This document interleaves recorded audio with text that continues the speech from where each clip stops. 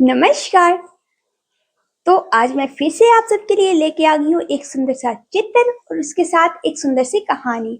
चलिए इस कहानी को प्रारंभ करते हैं। तो ये कहानी शुरू होती है द्वापर युग से, जब श्री कृष्ण भगवान जी एक वृक्ष के नीचे विश्राम कर रहे होते हैं। तभी वहां पर एक शिकारी आता है और उनके पैरों में बांध मार देता है।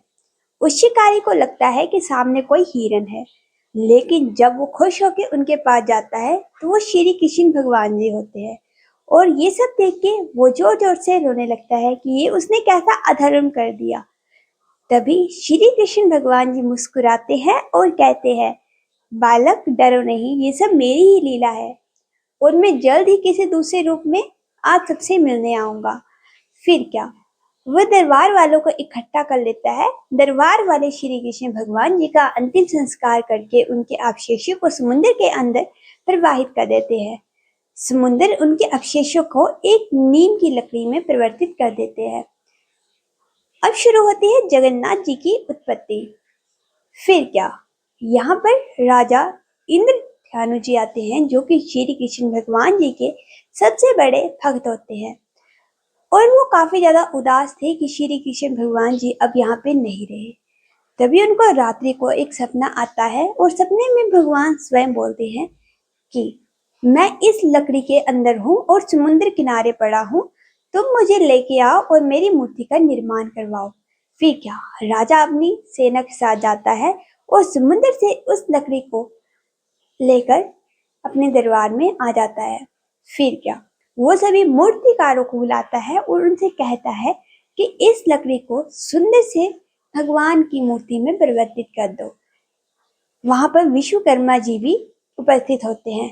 विश्वकर्मा जी कहते हैं कि मैं मूर्ति तो बना दूंगा, लेकिन मूर्ति पूरी होने से पहले कोई भी इस कमरे के अंदर नहीं आएगा।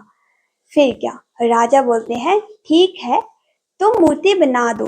फिर क्या, विश्वकर्मा जी दरवाजा बंद करके मूर्ति का आरंभ कर देते हैं और उसका कार्य निर्माण शुरू कर देते हैं। और वो जैसे मूर्ति बनाने लगते हैं, कुछ दिन बीत जाते हैं तो राजा को मन में एक लालच सा उठता है कि मुझे देखना है कि मूर्ति कैसे बन रही है। लेकिन फिर उसे विश्वकर्मा जी की बात याद आती है कि कोई कमरे के अंदर नहीं आएगा। लेकिन राजा जी से रहा नहीं जाता है और वो कमरे में प्रवेश कर देते हैं। जैसे ही वो कमरे में प्रवेश करते हैं तो वो देखते हैं कि सामने मूर्ति है, उसके हाथ पैर नहीं बने हैं और वहां पर मूर्तिकार भी गायब है। अब मूर्तिकार गायब क्यों नहीं होता, वो तो स्वयं विश्वकर्मा थे।